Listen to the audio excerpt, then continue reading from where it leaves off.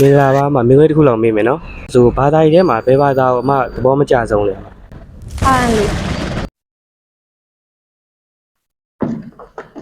RLE ဆိုတာနဲ့ GD ကျောင်းသားတွေကဘာလို့ကြောက်ကြရလဲအကြောင်းရင်းများစုကအင်္ဂလိပ်ဘာသာကိုအသုံးပြုပြီးအကြောင်းအရာတွေကိုဆက်ဆက်စဉ်းစားတွေးခေါ်ရလို့ပဲဖြစ်ပါတယ်သူကသကလုံးဖက်ယုံနေမဟုတ်ဘဲအတိတ်ပဲဆက်နွယ်မှုတက်တည်ပြချက်တွေကိုမကြိုင်နဲ့လှုပ်ဆောင်ရလို့ပဲဖြစ်ပါတယ် RLE မှာအဓိကသင်ကြားရတာတွေကတော့နံပါတ်1 read comprehension စာပိုက်တွေကိုဖတ်ပြီးအတိတ်ပဲကိုနားလည်နိုင်ခြင်းနံပါတ်2 grammar and sentence structure ဝါကျဖွဲ့စည်းပုံအခြေခံတွေကိုနားလည်ပြီးတော့အသုံးပြုနိုင်ခြင်း